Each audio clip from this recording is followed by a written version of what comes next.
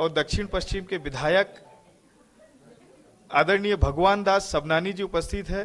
मैं आदरणीय भाई साहब से आग्रह करना चाहता हूं कि आदरणीय रामदास अठावले जी का आप स्वागत करेंगे। Thank you.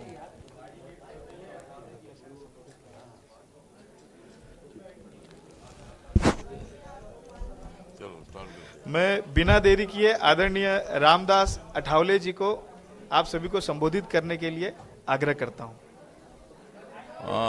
तो पहली बार मैं माननीय नरेंद्र मोदी जी ने डॉक्टर मोहन यादव जी जो ओबीसी समाज के नेता हैं उनको मध्य प्रदेश जैसे राज्य का मुख्यमंत्री पद दिया। इसीलिए मैं माननीय नरेंद्र मोदी जी का आभार व्यक्त करता हूं और डॉक्टर मोहन यादव जी को मैं रिपब्लिकन पार्टी ऑफ इंडिया की तरफ से मैं हार्दिक शुभेच्छा देता हूं। जो बीजेपी को 163 सीटें मिली उसमें माननीय नरेंद्र मोदी जी का तो बहुत बड़ा सहयोग ही है, लेकिन उसके साथ साथ जो पहले मुख्यमंत्री शिवराज सिंह चौहान जी जिन्होंने मध्य प्रदेश को विकास के दिशा से ले जाने का प्रयत्न किया, लाडली बहना नाम की एक नई योजना उन्होंने शुरू की और तमाम महिलाओं को आर्थिक न्याय सामाजिक न्याय देने का प्रयत्न किया। मध्य प्रदेश के दलित हो, ओबीसी हो, आदिवासी हो, जनरल कैटेगरी के लोग हो, सभी लोगों को न्याय देने की भूमिका उन्होंने निभाई।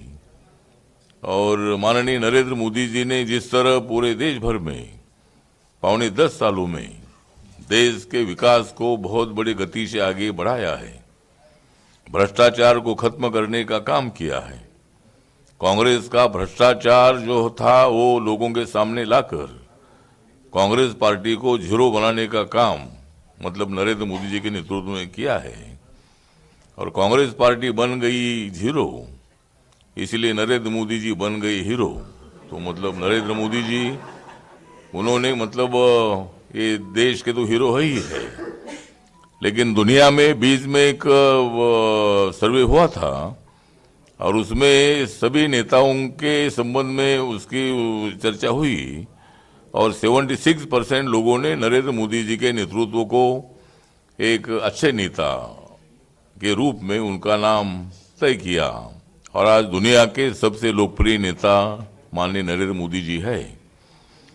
पहले अपने देश के प्रधानमंत्री दूसरे देशों में जाते थे लेकिन खाली कुछ लोग उनको मिलते थे, लेकिन नरेंद्र मोदी जी अगर किसी देश में जाते हैं, अगर लंदन में जाते हैं तो वहाँ 70,000 80,000 लोगों की संख्या वहाँ सभा में आती है। अमेरिका जाते तो वहाँ भी मतलब बड़ी बड़ी सभा भी होती है। तो इसी तरह मतलब काम बहुत अच्छा हुआ है। जिस तरह राम मंदिर का विषय था, बहुत सालों से 500 सालों का ये विषय था। 500 साल पहले अपने देश में मुगल आए और जिस अयोध्या में जिस जगह पर बाबरी मस्जिद खड़ी हुई थी वहाँ राम मंदिर था, उसको डिमोलिश करके मुगलों ने मतलब वहाँ अपनी मस्जिद बनाई थी। ये पूरा इतिहास है। मुस्लिम समाज के एक पुरातत्व डिपार्टमेंट के अधिकारी ने ही सुप्रीम कोर्ट ने एविडेंस दिए कि वहाँ मस्जिद के पहले वहाँ राम मंदिर था। तो मुझे लगता है कि सुप्रीम कोर्ट ने बहुत ही अच्छा निर्णय दे दिया और डॉक्टर बाबा साहब अम्बेडकर जी का संविधान जो है ये सर्वधर्म समभाव की भूमिका लेता है। या हिंदू धर्म के लोगों की संख्या सबसे ज़्यादा है और वहाँ राम मंदिर बनना आवश्यक था, ये हिंदू समाज की भावना थी। लेकिन मुस्लिम समाज ने भी मतलब इसको बहुत ही बड़ा सपोर्ट किया। सुप्रीम कोर्ट का जजमेंट आने के बाद मुस्लिम समाज ने कोर्ट का जजमेंट मान्य कर दिया और सुप्रीम कोर्ट ने राम मंदिर को तो जगह दे दी, लेकिन मुस्लिम समाज के लिए भी मस्जिद के लिए भी सुप्रीम कोर्ट ने 5 एकड़ जमीन अयोध्या में देने का निर्णय किया है। तो वहाँ भी मस्जिद खड़ी होगी। लेकिन राम मंदिर का जो सपना था वो सपना पूरा हुआ। मतलब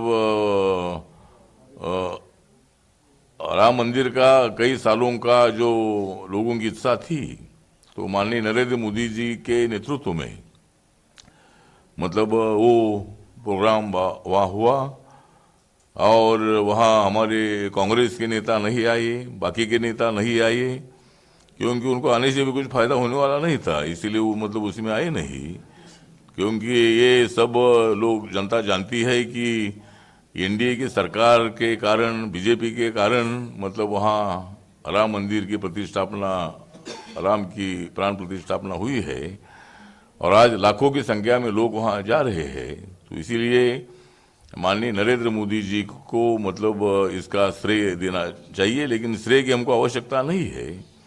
और वो प्रोग्राम बीजेपी का नहीं था, वो प्रोग्राम था राम मंदिर ट्रस्ट का, और राम मंदिर ट्रस्ट ने देश के सभी नेताओं को बुलाया था। मैं भी बुद्धिस्ट हूँ, लेकिन मैं हिंदू धर्म के साथियों का मैं आदर करता हूँ और बाबा साहब के संविधान ने हमें यही सिखाया है, हिंदू हो, मुसलमान हो, सिख हो, ईसाई हो, बुद्धिस्ट हो, हमारे धर्म अलग अलग है लेकिन हम सब एक है। इंडिया के नाम पर, भारत के नाम पर हम सब लोग एक है, ये भावना हमारे मन में है। और मुझे भी आरपीआई के अध्यक्ष के नाते मुझे भी निमंत्रण आया था और मैं भी उसी प्रोग्राम में सम्मिलित था। तो इसी तरह मतलब अपोजिशन वालों ने उसमें सम्मिलित होने का निर्णय लिया, मतलब वो आए नहीं, ठीक है, वो आए नहीं तो हम उसको लिए क्या कुछ नहीं कर सकते हैं, लेकिन उन्होंने आना चाहिए था। ऐसे प्रोग्राम में राजनीति करना ठीक नहीं था। और अभी एनडीए की जो आघाड़ी है, ये आघाड़ी अभी कमजोर हो रही है।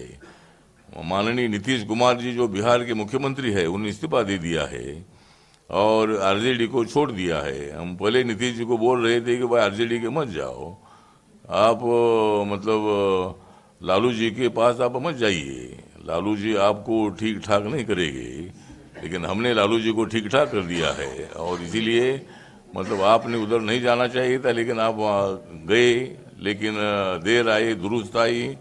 और मैंने पटना के एक प्रेस कॉन्फ्रेंस में बोला था कि नीतीश ने एनडीए के साथ आना चाहिए, नरेंद्र मोदी जी के साथ आना चाहिए, और उन्होंने बहुत अच्छा फैसला ले लिया है। इसलिए मैं नीतीश कुमार का आभार व्यक्त करता हूँ। और ये निर्णय उनका बिहार के विकास के लिए है, ये निर्णय उनका देश के विकास के लिए है। और नीतीश कुमार जी के निर्णय से इंडिया आघाड़ी जो है इसको बहुत बड़ा धक्का लगा है और इंडिया आघाड़ी को बहुत बड़ा लगाया है धक्का। इंडिया आघाड़ी को नीतीश कुमार आने से, हमारे साथ आने से बहुत बड़ा लग गया है धक्का। और 2024 में प्रधानमंत्री बनना नरेंद्र मोदी जी का है पक्का। तो इसीलिए मतलब नरेंद्र मोदी जी का रथ कोई रोक नहीं सकते हैं। नरेंद्र मोदी जी का रथ विकास की दिशा से आगे जा रहा है और हम सब लोग उस रथ में बैठे हैं। और इस रथ को रोकने का कोशिश राहुल गांधी जी कर रहे हैं, लेकिन राहुल गांधी जी का रथ अभी भारत जोड़ो के लिए आगे जा रहा है। मेरा राहुल गांधी जी को सवाल है कि कांग्रेस पार्टी जब सत्ता में 70 साल तक थी, तब आपने देश को जोड़ा नहीं किया। देश को जोड़ने की आवश्यकता नहीं है, जो संविधान जो है अपना देश का, वो संविधान ने सबको जोड़ दिया है। कभी कभी थोड़ा झगड़ा होते रहता